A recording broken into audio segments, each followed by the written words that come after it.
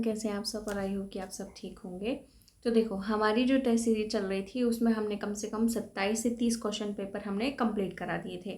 अब जो हम टेस्ट सीरीज कर रहे हैं वो है एमपीपीएससी के जो प्रीवियस ईयर क्वेश्चन है, मतलब कि प्री मेंस इंटरव्यू है ना, उसमें ये वाले नहीं थे कि हम एमपीपीएससी कोई सब टाइटल लग जाता था कि जैसे असिस्टेंट प्रोफेसर का है ना, जैसे फॉरेस्ट का है या फिर हो सकता है कि डेंटल सर्जन का है। ये एमपीपीएससी द्वारा पूछे गए क्वेश्चंस हैं, है ना।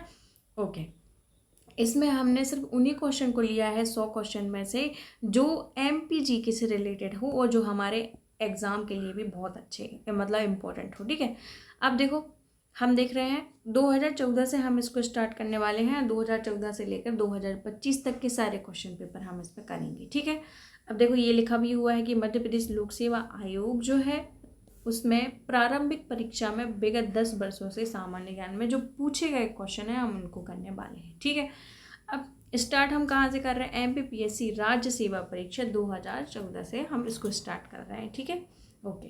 पहला क्वेश्चन जब हम देखेंगे यहाँ पर भी हम 50-50 क्वेश्चन करने वाले हैं, है ना।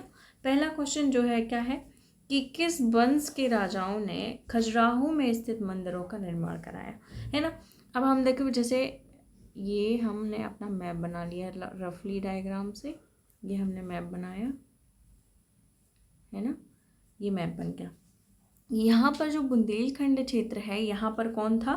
चंदेल वंश का शासन था, है ना, चंदेल वंश का शासन था और उनके द्वारा ही ये छतरपुर में, है ना, खजुराहो के मंदिर जो है वो मंदिरों का निर्माण कराया। किन्होंने? चंदेल वंश के राजाओं ने। क्या कौन सा क्षेत्र था उनका? बुंदेलखंड का।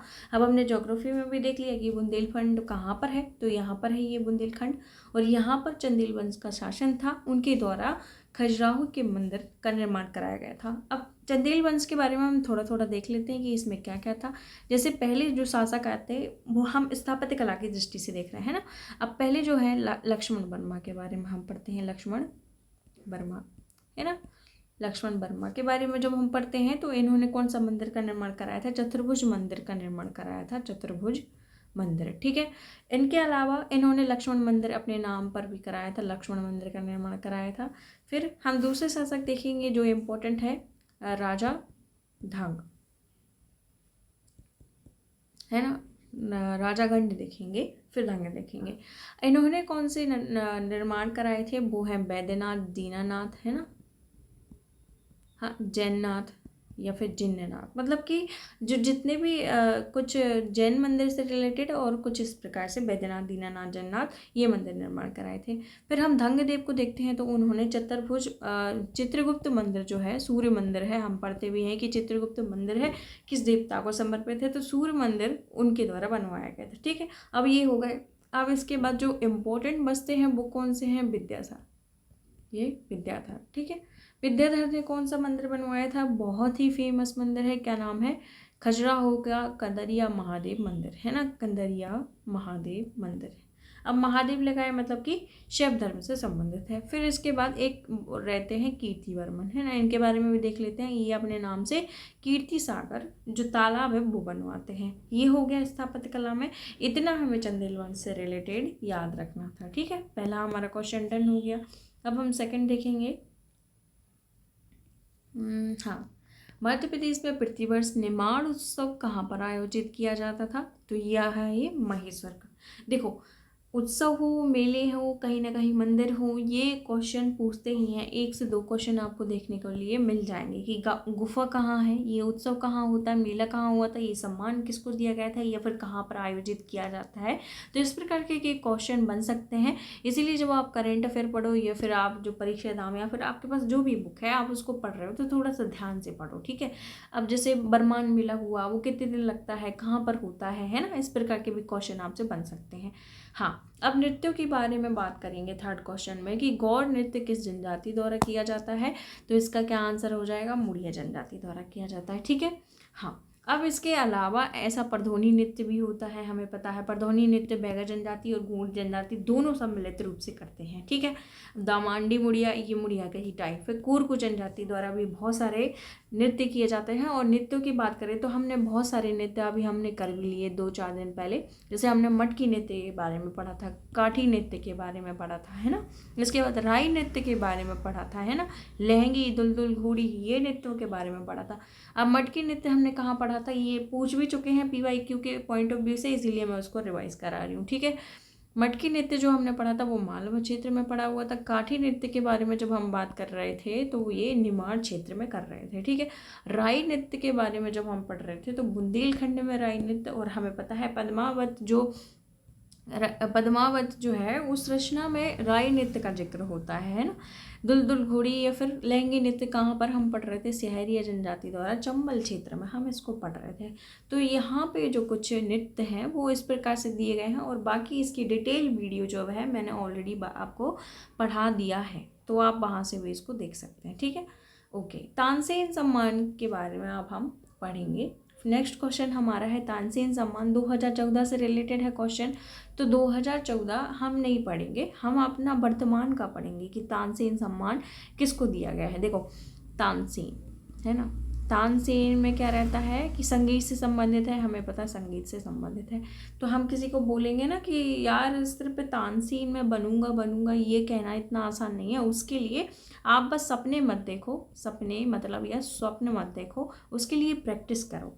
जैसे आपके लिए FSO बनना आपका एक सपना है, तो उसके लिए बस सपना मत देखो, उसके लिए प्रैक्टिस करो, ऑब्जेक्टिव लगाओ, जो हम करा भी रहे हैं हमारी तरफ से, है ना। तो इसके कौन हो जाएंगे, स्वप्न चौधरी। तो तानसेन सम्मान जो वर्तमान में 2024 या 25 हम ऐसा भी पढ़ रहे हैं, 2023 का है मुख्यतः, लेकिन अभी हम इन्हीं को पढ़ेंगे। तो किनको मिला है, स्वप्न चौधरी को मिला है। इस प्रकार से हमें याद हो जाएगा, ठीक है। वैसे ही जैसे हम एक और देख लेते हैं अहिल्याबाई सम्मान, है ना, अहिल्याबाई होलकर सम्मान। तो अहिल्याबाई ने जो किया है, मतलब कि जो अपना त्याग किया है, वो जैसे हम कहते हैं ना, कोई लड़की कहती है मैं अहिल्याबाई जैसे बनूंगी, तो केवल अहिल्याबाई कहने से नहीं बन जाता कोई। इतना त्याग, इतना परित्याग करना भी बहुत इम्पोर्टेंट है ना। तो किसको मिला है, गीता त्यागी जी को। त्याग करना भी बहुत इंपॉर्टेंट है, तो गीता त्यागी जी को ये सम्मान मिला है। इस प्रकार से ये चीज़ें इंपॉर्टेंट हो जाती हैं। अब लता मंगेशकर अवार्ड किसको मिला है, नवीनतम 2023 का बोले तो किसको मिला है, KS चित्रा जी को मिला है ना। पार्श्व गायिका है ये, KS चित्रा जी को मिला है। इस प्रकार से हमें कुछ ना कुछ रिलेट करके हुए वो याद करना है, तभी जाके आपको याद रह पाएगा, ठीक है। ओके, आई होप कि आपको समझ में आ रहा होगा लेक्चर। अब हम नेक्स्ट पढ़ते हैं। क्या लिखा है कि कौन से साहित्यकार मध्य प्रदेश से संबंधित नहीं है। अब हम देख लेते हैं कि कौन कौन से हैं, फिर उसके बाद हम एलिमिनेट कर लेंगे कि कौन से नहीं हैं। धर्म भारती के बारे में हमने नहीं सुना, लेकिन शरद जोशी के बारे में हमने पढ़ा भी है, और साहित्य में जितनी भी इनकी रचना है वो पढ़ी है। कहाँ से हैं ये उज्जैन से संबंधित है ना। हमने इनके बारे में कौन कौन सी रचनाएं पढ़ी थी, ये हम पहले रिवाइज कर लेते हैं। हमने पढ़ा था परिक्रमा, है ना, वो लड़की के चारों ओर परिक्रमा लगाते थे, है ना। इसके बाद वो उनसे मिलने गए थे, तो जीप पर सवारियाँ थी तो उनसे नहीं मिल पाए थे। फिर एक अंधों का हाथी मिला था उनको, अंधों का हाथी, फिर एक था गधा, फिर किसी बहाने बैठ, है ना। फिर मैं और केवल मैं, राह किनारे बैठ, फिर किसी बहाने, तिलिस्म, है ना। ये इस प्रकार की किसकी रचना है, ये शरद जोशी जी की रचना है। इसके बाद हम सेकंड देखेंगे प्रभाकर माचवे जी। इनके बारे में आपने ज़्यादा नहीं पढ़ा होगा, लेकिन ये साहित्यकार हैं और कहाँ से संबंधित हैं, हमारे ग्वालियर से संबंधित हैं, ठीक है। इसके बाद हरिशंकर परसाई को कौन नहीं जानता, हरिशंकर परसाई जी कहाँ से संबंधित हैं, हमारे होशंगाबाद, या होशंगाबाद का नया नाम क्या हम बोले, नर्मदापुरम से संबंधित है ना, हरिशंकर परसाई।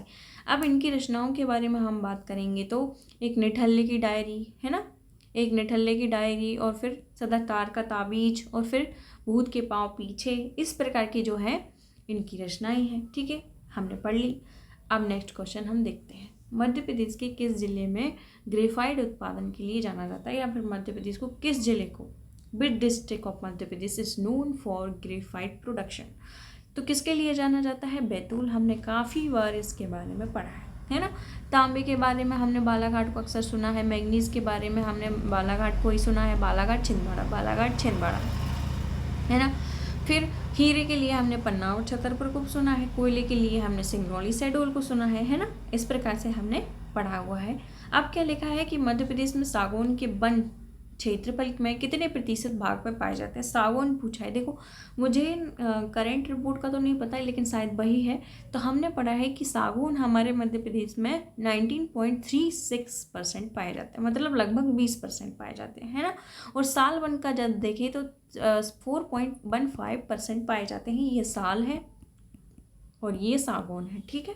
ये इतनी मात्रा में हमारे मध्य प्रदेश में पाए जाते हैं। अब नई रिपोर्ट का मुझे नहीं पता, लेकिन कहीं ना कहीं अभी तक यही है, ठीक है। तो सागौन हमारे मध्य प्रदेश में अधिक मात्रा में पाए जाते हैं। अब लिखा है यहाँ पे 20.6%। अब अधिक नहीं है बल्कि उससे कम है, लगभग है, मतलब ये 17.8 लिखा है। 2014 की बात कर रहा है ये, तो हो सकते हैं कि ये क्वेश्चन इनका सही हो। बाकी 20 तो वर्तमान में भी नहीं हुआ है, अभी हो सकता है कि बढ़ गया हो, बट 2014 की बात चल रही है ना, ये जो सबसे कम होंगे, ठीक है। फिर क्या नेक्स्ट क्वेश्चन पूछा है, मध्य प्रदेश में जीवाश्म राष्ट्रीय उद्यान कहाँ पर स्थित है। तो वो हमारा मंडला में हो जाएगा, ठीक है। डायनासोर वाला कहाँ पर है, धार में हो जाएगा। हाँ, मध्य प्रदेश में वर्तमान में सिंचाई क्षमता लगभग कितने लाख हेक्टेयर है। मैंने आपको एक फ़ोटो भी भेजी थी जिसमें मोदी जी और साथ में हमारे मुख्यमंत्री जी सम्मिलित थे। उसमें लिखा था कि मध्य प्रदेश में जो सिंचाई क्षमता है अब वर्तमान में कितनी हो गई है, 55 लाख हेक्टेयर। और बहुत जल्दी वो 65 लाख करेंगे, देन लास्ट में फिर 1 करोड़।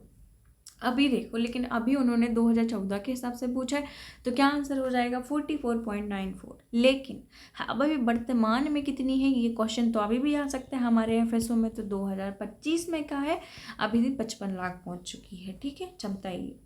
ओके, सेंसस से हमेशा क्वेश्चन आते हैं। मैंने आपको बोला भी है कि सेंसस अवश्य पढ़ के जाएं, क्योंकि इसमें से कम 2 से 3 क्वेश्चन फंसते हैं। तो आप डायरेक्ट इस पर देखो, आपको तो माइनस मार्किंग भी है ना, तो कहीं और तुक्के देने से अच्छा है कि आप सेंसस पढ़ के जाओ, आपका बहुत सही हो जाएगा, ठीक है। 2011 की जनगणना के अनुसार मध्य प्रदेश में मध्य प्रदेश की कुल जनसंख्या में से ग्रामीण जनसंख्या का प्रतिशत कितना है। अभी भी प्रतिशत ज़्यादा है, पहले भी प्रतिशत ज़्यादा था। कितना है, 72.4%, ठीक है। बहुत इंपॉर्टेंट आंकड़ा है ये, और क्वेश्चन कभी भी रिपीट होकर आ सकता था, है ना। PYQ में भी हमने बहुत सारे रिपीट क्वेश्चन लगाए हैं, उसमें ये आ चुका है ना। ओके, अब हम नेक्स्ट क्वेश्चन पे देखेंगे। 2011 के अनुसार, है ना, according the census of 2011 Madhya Pradesh में सर्वाधिक स्त्री पुरुष अनुपात कितना है, 10:21। कहाँ पर है, बालाघाट में, है ना। बालाघाट मंडला भी इम्पोर्टेंट है, बट सबसे ज़्यादा कहाँ पूछा गया है, बालाघाट में इम्पोर्टेंट है, तो हम बालाघाट लगा दिया। हाँ, ये मोस्ट इम्पोर्टेंट क्वेश्चन है, आगे चल के भी पूछ सकते हैं, मतलब इसकी प्रासंगिकता नहीं घटी अभी तक, बहुत इंपॉर्टेंट क्वेश्चन है।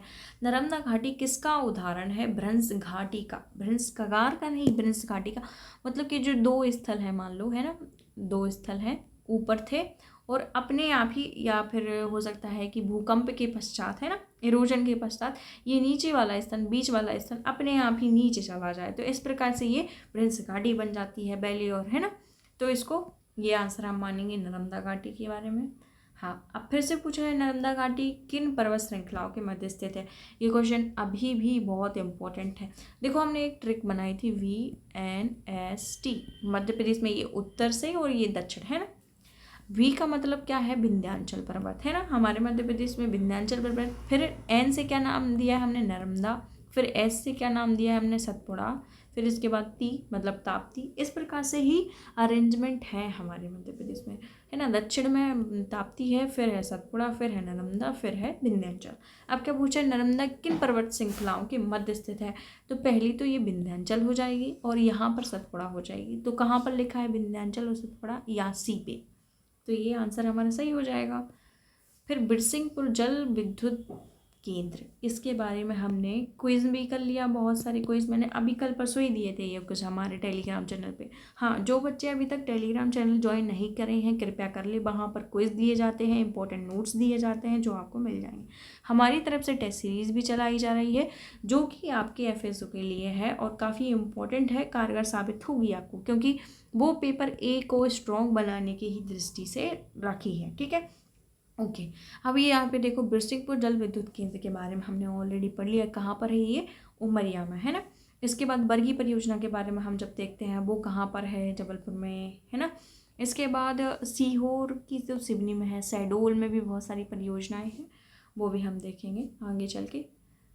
देखो, मध्य प्रदेश में मलाजखंड निम्नलिखित में से किसके लिए प्रसिद्ध है। अब इस प्रकार से क्वेश्चन आ गया, मलाजखंड किसके लिए प्रसिद्ध है, तो ये तांबे के लिए बहुत ज़्यादा प्रसिद्ध है ना। तांबे के लिए शीतल पानी भी बहुत इंपॉर्टेंट है, गिरधी, शीतल पानी, गोधड़ी, ऐसा कुछ शब्द है, वो भी तांबे के लिए ही प्रसिद्ध है। और कहाँ पर है, बालाघाट में।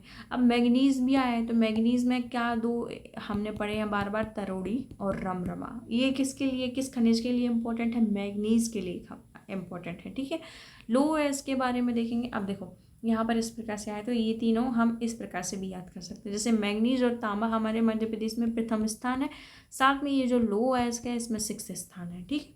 अब ये वर्तमान की वो जो है रिपोर्ट है। मध्य प्रदेश का कौन सा क्षेत्र सफ़ेद बागों के लिए जाना जाता है। देखो, जाना तो जाता है रीवा क्षेत्र, और रीवा क्षेत्र कहाँ, रोहिलखंड में है क्या, नहीं। बघेलखंड में है, बिल्कुल। मालवा क्षेत्र में है क्या, नहीं। निमाड़ क्षेत्र में है क्या, नहीं। इस प्रकार से हम अपने क्वेश्चन को एलिमिनेट कर सकते हैं। बस आपको इस सिचुएशन, स्थिति पता ही होनी चाहिए। देखो, मैंने कल भी बोला था जब हम ज्योग्राफी पढ़ रहे थे, आपको मैप पढ़ने से पहले आपको जिलों की अवस्थिति याद करनी बहुत ज़रूरी है, तभी तो आप समझ पाएंगे ना। कभी कभी ऐसा रहता है कि हमें क्वेश्चन का नहीं पता होता, लेकिन कुछ ना कुछ वो क्लू दे देता है कि हम थोड़ा सा अंदाज़ा भी लगा लें तो हम क्वेश्चन सही कर जाएंगे, है ना। अब लिखा है कि बेतवा नदी कुमराग्रह के रायसेन से निकलती है, तो फिर यह लिखा है बेतवा नदी किसके किनारे स्थित शहर है। इसके किनारे कौन सा शहर है, ओरछा हो जाएगा हमारा आंसर, है ना, पहला ही आंसर हो जाएगा। ये क्वेश्चन इस प्रकार से भी बनाए जा सकते हैं, तो याद करना मत भूलें, है ना। अब मध्य प्रदेश में अफीम की खेती हमें पता है नीमच मंदसौर जिले में होती है, इसमें कोई रॉकेट साइंस नहीं है, डायरेक्ट याद करना है। हाँ, मध्य प्रदेश का गठन अब ये किससे नहीं बनेगा, 1 नवंबर 1956 को हुआ था, है ना, बहुत इंपॉर्टेंट है ये डेट। राज्य विधान परिषद का प्रावधान भारतीय संविधान के किस अनुच्छेद में रखा गया है, तो 171 अनुच्छेद में रखा गया। हमने पहला पार्ट राजनीति का स्टार्ट कर दिया है, उसमें हमने विधानसभा के बारे में पढ़ा था, मतलब हमारी एक सदनीय विधानसभा है या फिर सभा है, क्योंकि हमारे मध्य प्रदेश में विधान परिषद नहीं है। तो विधान परिषद के बारे में पूछ लिया है बाय आर्टिकल, तो क्या है 171 इसका आर्टिकल हो जाएगा, ठीक है। ओके, किस भारतीय पारंपरिक खेल के लिए मध्य प्रदेश द्वारा प्रभास जोशी पुरस्कार दिया जाता है, तो किसके लिए दिया जाता है, ये मलखम्बे के लिए। कहाँ पर इस संस्था का जो है उद्घाटन किया गया था, उज्जैन में अवस्थित है ये, है ना। कब किया गया था ये, फिर ये जोशी जो पुरस्कार है कब से दिया जा रहा है, 2013 से। ये कुछ पॉइंट हैं बहुत इंपॉर्टेंट है। पहली बात तो जो मलखम्ब अकेडमी है वो कहाँ पर है, उज्जैन में। ये जो पुरस्कार है कब से दिया जा रहा है, 2013 से। ये 2 फैक्ट हैं, बहुत इंपॉर्टेंट है, याद करके चलना। हाँ, 2014 में जितने भी क्वेश्चन आए थे मध्य प्रदेश जीके से रिलेटेड, वो हमने सारे कंप्लीट कर दिए। अब हम 2015 में देखेंगे क्या क्या कौन से क्वेश्चन हैं। रानी दुर्गावती के बारे में पूछा गया है कि मध्य प्रदेश के किस क्षेत्र में शासन किया है, तो क्या वो महाकौशल थी या फिर विंध्य प्रदेश थी, ग्वालियर थी, गोंडवाना क्षेत्र। पहली बात तो गोंडवाना वन से ही संबंधित है रानी दुर्गावती। संग्राम सागर, इन सब का नाम सुना होगा आपने। आज हम रानी दुर्गावती को देखने वाले हैं। पहली बात तो इनकी समाधि कहाँ पर बनी हुई है, जबलपुर में, हमारे जबलपुर में। और कहाँ पे स्थान क्या है, बरेला। तो आपसे ये क्वेश्चन भी पूछा जा सकता है कि इनकी समाधि कहाँ है, तो बरेला जबलपुर में, ठीक है। इसके बाद इनके जो सेनापति हैं उनका नाम क्या था, इनका नाम था आधार सिंह कायस्थ, आधार सिंह कायस्थ, ठीक है, ये नाम था। आधार ताल भी इन्हीं के नाम पर पड़ा है, हमें याद हो तो। फिर आपसे पूछे कि इनकी राजधानी क्या थी, तो सिंगौरगढ़ जो है, सिंगौरगढ़ कहाँ पर है, दमोह में। दमोह से इन्होंने अपनी राजधानी ट्रांसफ़र करा ली थी, और कहाँ पे करा ली थी, चौरागढ़। चौरागढ़ कहाँ पर है, नरसिंहपुर जिले में है, ठीक है। इसके बाद अब जो है मुगलों के मध्य इनका जो है वॉर होता है, अटैक होता है, युद्ध होता है, ठीक है। तो मुगल के साइड से कौन लड़ता है, आशफ खां रहते हैं, वो आशफ का सेनापति वर्सेस दुर्गावती रहती हैं, है ना। इनके मध्य होता है 1564 में युद्ध, और क्या नाम रहता है युद्ध का, नरई का युद्ध, है ना, नरई का युद्ध। ये कुछ फैक्ट हैं जो हमारे रानी दुर्गावती से संबंधित हैं। ओके, इनसे रिलेटेड बहुत सारी योजनाएं भी चलाई जाती हैं, हमें पता है। सेंधवा में किसके नेतृत्व में आदिवासियों ने आंदोलन किया? सेंधवा कहाँ पर है? निमाड़ क्षेत्र में है। तो किसके नेतृत्व में आदिवासियों ने अटैक करा? या 1857 की बात है ये। किसने करा था? भीमा नायक। और भीमा नायक से रिलेटेड कौन सा क्वेश्चन पूछा जाता है? ये क्वेश्चन पूछा जाता है कि ये जो है मतलब कि जिन्हों पोर्ट ब्लेयर भेज दिया गया था, ये हमारे भारत के बाहर भेज दिया था, इनको सज़ा मिली थी, तो वो कौन से थे? हमारे भीमा नायक ही थे। ठीक है। हाँ, मध्य प्रदेश में शासन द्वारा संगीत के क्षेत्र में दी जाने वाली फेलोशिप, देखो फेलोशिप नहीं है कोई किसी भी प्रकार की, ये वाला कैंसिल जो है क्वेश्चन जो है डिलीट हो चुका है। ठीक है, उस टाइम पे डिलीट कर दिया गया था। लिखा है संत सिंगार जी मध्य प्रदेश के किस क्षेत्र के निवासी थे? तो हमें पता है निमाड़ क्षेत्र के निवासी थे, तो ये आंसर जो है सही हो जाएगा। ठीक है, ओके। मध्य प्रदेश में अब लिखा है गणेश शंकर विद्यार्थी पुरस्कार किस क्षेत्र से संबंधित? देखो तानसेन सम्मान किस क्षेत्र से संबंधित है? लता मंगेशकर किस क्षेत्र से संबंधित है? रानी दुर्गावती, अहिल्याबाई, ये जितने भी पुरस्कार है पहले आप उसका क्षेत्र तो पढ़िए। शरद जोशी सम्मान किससे संबंधित है? पता चले यहाँ पे पता ही नहीं है, बस हम रटे जा रहे हैं। तो ऐसे ही लिखा है गणेश शंकर विद्यार्थी एक पुरस्कार दिया जाता है, वो किससे संबंधित है? पत्रकारिता से संबंधित है। तानसेन वाला संगीत से संबंधित है। इस प्रकार से आपको याद करना है। खेल से संबंधित हमें भी पता है कितने सारे अवार्ड दिए जाते हैं। अब क्या लिखा है? विष्णु चंचालकर जो थे वो कौन थे? चित्रकार थे, शिल्पकार थे, कहानीकार थे, साहित्यकार थे। तो वो कौन थे? चित्रकार थे, है ना। ओके। बिखरे मोती रचना है, देखो बहुत इंपॉर्टेंट है, हमने पढ़ा भी है। बिखरे मोती, देखो यह तो आप पूछ रहे होंगे कि ये तो सिलेबस में ही नहीं है, तो किस प्रकार से आ सकता है भाई? ये जो है पूरे के पूरे मॉडर्न हिस्ट्री में इनका बहुत अहम योगदान रहा है। तो या तो उनको व्यक्तिगत तौर पे पूछा जा सकता है कि उनकी रचनाएं कौन सी हैं, या तो इस प्रकार से डायरेक्ट पूछ ले, उसकी मर्जी। ठीक है, तो सुभद्रा कुमारी जो चौहान है, इनकी जो रचना है बिखरे मोती, फिर त्रिधारा, है ना, बिखरे मोती, त्रिधारा, और एक गोकुला सी कुछ है, मेरे को याद नहीं आ रही है। ठीक है, मैं लिख दूंगी। बाकी दो रचनाएं तो बिल्कुल याद रखो। हाँ, रहा उन्होंने रानी लक्ष्मीबाई के प्रति भी एक बहुत फेमस जो है पोइट्री लिखी थी। फिर क्या लिखा है? नेक्स्ट क्वेश्चन हम देखेंगे। मध्य प्रदेश राज्य संग्रहालय भोपाल को पूर्व किस नाम से जाना जाता है? मोस्ट इंपॉर्टेंट है, ये अभी भी पूछा जा सकता है। मध्य प्रदेश राज्य संग्रहालय जो है किस नाम से जाना जाता था? पहले एडवर्ड संग्रहालय के नाम से जाना जाता। मोस्ट इंपॉर्टेंट है ना। फिर भील जनजाति सबसे अधिक कहाँ पाई जाती है? तो भील जनजाति ऑब्वियसली कहाँ पर पाई जाएगी? हमारे मध्य प्रदेश में। ये देखो, भील जनजाति एक्चुअल में पाई कहाँ जाती है, उस मैटर में यदि हम पढ़ेंगे तो भील जनजाति का जो क्षेत्र है वो पूरा ये है। ठीक है, भील जनजाति यहाँ पर पाई जाती है। धूपगढ़ चोटी स्थित है? सतपुड़ा में। सतपुड़ा में कहाँ? अब देखो इन्होंने मैकल रेंज भी अलग से दे दिया है, तो धूपगढ़ जो चोटी है वो सतपुड़ा रेंज में है। सतपुड़ा रेंज की 3 टाइप है, एक है पश्चिमी साइड राजपीपला, मध्य साइड है महादेव, फिर है मैकल। तो मैकल ये जरूर लिखा है, लेकिन मैकल में अवस्थित नहीं है, बल्कि ये महादेव श्रेणी पे अवस्थित है। हमने कई बार इसको पढ़ा है, तो आई होप कि आपको याद होगा। ये बी आंसर नहीं है, बल्कि इसका आंसर क्या हो जाएगा? सतपुड़ा रेंज। ठीक है, ओके। 73वें संविधान संशोधन का अनुपालन करने वाला पहला राज्य कौन सा था? ये है मध्य प्रदेश। अब आपका क्वेश्चन ये आएगा कि मैम हमने तो 1959 में हम क्या पढ़ते हैं? 2 अक्टूबर 1959 में नागौर राजस्थान पढ़ते हैं। तो देखो ये जो संविधान है उस एक्ट को आने से पहले तो कुछ ना कुछ संरचना बनी ही होगी, है ना, जो कि पंचायतों को लागू करती होगी या फिर पंचायत जैसा कोई नियम बनाती होगी। तो जो ऐसे नियम बनाए गए वो पहले किसने बनाए? 2 अक्टूबर 1959 को किसने बनाए? नागौर जिले में। नागौर जिले कहाँ है? राजस्थान में बनाए गए। हमारे मध्य प्रदेश ने कब इसको पारित किया था? 1962 में हमारे मध्य प्रदेश में पंचायती राज जो व्यवस्था है उसको लागू किया गया था। हमने ये पढ़ा भी है 1962 वाला। लेकिन जो संवैधानिक तौर पे है कि अनिवार्य रूप से आपको पंचायतों की स्थापना करनी पड़ेगी, 73वें संविधान संशोधन के तहत वो जो नियम है, वो जो एक्ट है, वो सबसे पहले किसने पारित किया? तो वो हमारे मध्य प्रदेश में। इस प्रकार से पूछ रहा है वो क्वेश्चन। ठीक है, 2011 की जनगणना के अनुसार मध्य प्रदेश की जनसंख्या कितनी है? तो 7.2 करोड़। ठीक है, ये है। हाँ, मध्य प्रदेश की करेंसी प्रिंटिंग प्रेस कहाँ पर है? तो वो है कहाँ पर? देवास में। तो क्या आंसर हो जाएगा हमारा? देवास। कब इसकी स्थापना हुई थी? 1974 को। ठीक है, फिर इसके बाद होशंगाबाद दिया है, इसमें क्या है, सिक्योरिटी पेपर मिल। सिक्योरिटी पेपर मिल कहाँ पर है, 1967-68 में जिसकी स्थापना हुई थी वो कहाँ पर है, होशंगाबाद में। तो ये 2 फैक्ट बहुत इंपॉर्टेंट हो जाएंगे, है ना। फिर क्या लिखा है, मध्य प्रदेश जो क्रिकेट संघ का है वो मुख्यालय कहाँ पर है, तो वो है हमने ग्वालियर में, सॉरी इंदौर में है ना। क्रिकेट संघ का मुख्यालय कहाँ पर है, इंदौर में। लेकिन हमने अभी कुछ करंट में पढ़ा हुआ था कि महिला क्रिकेट संघ की स्थापना कहाँ पर की जा रही है, शिवपुरी में, है ना। ये फैक्ट भी बहुत इम्पोर्टेंट है, जो आ भी सकता है ना, तो उसको नोट डाउन जरूर करना। अब नरेंद्र हिरमानी हमें पता है क्रिकेट के सबसे बड़े जो हैं खिलाड़ी, किस टीम के विरुद्ध एक टेस्ट मैच में 16 विकेट लिए थे, तो वेस्ट इंडीज़ की टेस्ट में, ठीक है। वैसे तो बॉयज़ को याद होता है, बस गर्ल्स को याद नहीं रहती है ये सब चीज़ें। ऐशबाग स्टेडियम किस शहर में है, भोपाल शहर में है, ओके।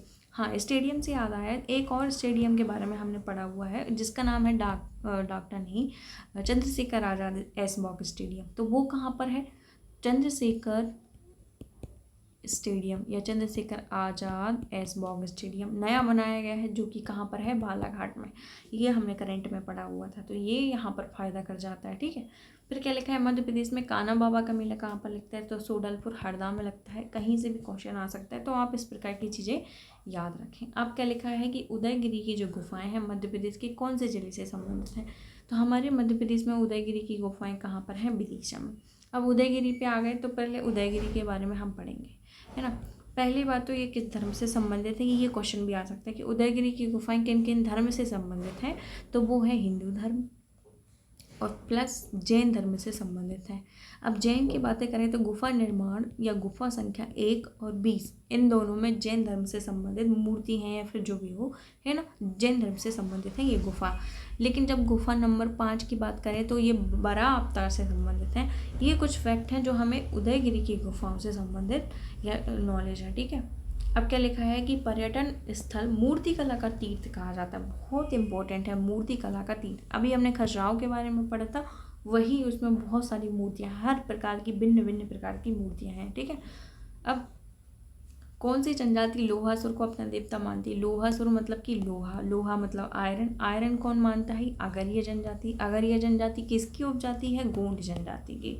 ये हम पढ़ चुके हैं, है ना। ये मत कहना कि हमने ये पढ़ा नहीं है। अब भारत भवन कहाँ है, हमें पता है कहाँ पर है, भोपाल में है, इंपॉर्टेंट क्वेश्चन है।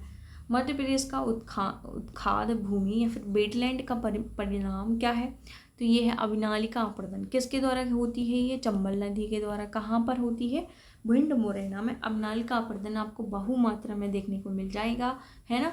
और ये किसके द्वारा, चंबल नदियों के द्वारा होती है, यही पूछा है उन्होंने, वेटलैंड परिणाम, ठीक है। हाँ, मध्य प्रदेश की जो पंचवर्षीय योजना विधिवत और वास्तविक शुभारंभ कब माना जाता है, तो ये 3य पंचवर्षीय योजना से इसका शुभारंभ मेनली माना जाता है ना। अब लघु उद्योग नगर जो जितने भी उद्योग का जो डेट है ना, जैसे लघु उद्योग नगर, हैंडलूम हो गया, ये जो डेट है बहुत अच्छे से याद रखना क्योंकि यही पूछी जाएंगे आपसे। अब यहाँ पे कंफ्यूज करने के लिए दे दिया, तो इसका आंसर क्या है, 1961, ठीक है। इसके बाद गोल्ड एक्सपोर्ट प्रमोशन पार्क, ये जो है इसको कैंसिल कर दिया गया है, डिलीट हो गया ये क्वेश्चन, ठीक है। 2011 की जनगणना के अनुसार मध्य प्रदेश में सर्वाधिक जनसंख्या वाला जिला कौन सा है, तो ये हमारा इंदौर हो जाएगा, है ना। इसका आंसर इंदौर है। मध्य प्रदेश की अर्थव्यवस्था है, क्या कृषि प्रधान है हमारी मध्य प्रदेश, क्या पूंजी प्रधान है, क्या उद्योग प्रधान है, तो हमें पता है भाई अभी भी कृषि ही है, 2014 में भी कृषि ही थी। खनिज नीति जो है किस वर्ष घोषित की गई, तो 1995 में घोषित की गई थी। मोस्ट इंपॉर्टेंट है, इस प्रकार के क्वेश्चन अभी भी पूछे जाएंगे, है ना। अभी आपको देखने मिलेंगे, आप पेपर दो पता चलेगा। मध्य प्रदेश में औद्योगिक जो पिछड़ापन है उसका कारण क्या है, क्या वित्त का अभाव है, क्या शक्ति का अभाव है, क्या कच्चे माल का अभाव है, इन तीनों का अभाव है हमारे मध्य प्रदेश में, ठीक है। मध्य प्रदेश का एकमात्र हिल स्टेशन जो पचमढ़ी में है वो कहाँ पर है, देखो पचमढ़ी कहाँ पे है, महादेव श्रेणी में ही है ना। सतपुड़ा में पचमढ़ी हमने पढ़ा है, यही है ये महादेव श्रेणी में। ये किसका पार्ट है, सतपुड़ा रेंज का। देखो ये 50 क्वेश्चन हमने कंप्लीट कर लिए हैं। आई होप कि आपको ये लेक्चर पसंद आया होगा। बहुत इंपॉर्टेंट है कुछ फैक्ट जो कि फिर से पूछेंगे और रिपीट होते ही हैं, आप यकीन मानो कहीं ना कहीं से ये रिपीट होंगे, है ना। तो आई होप कि आपको लेक्चर पसंद आया होगा। तब तक फिर मिलते हैं, थैंक यू।